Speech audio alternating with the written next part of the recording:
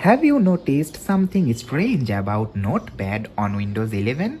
Now, when you reopen it, it brings back your previous tabs and text.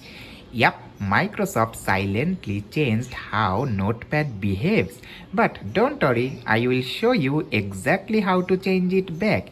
In Windows 11, especially after version 2022, H2, Notepad has a new feature called Session Restore.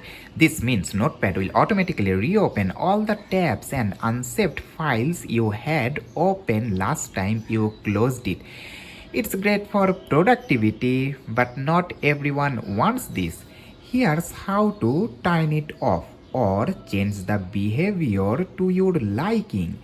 Open Notepad. Click the gear settings icon on the top right corner.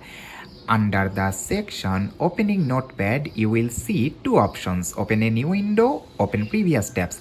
Just select Open a new window if you prefer classic Notepad experiences. And that's it. Super simple. But it gives you full control over how Notepad opens on your PC.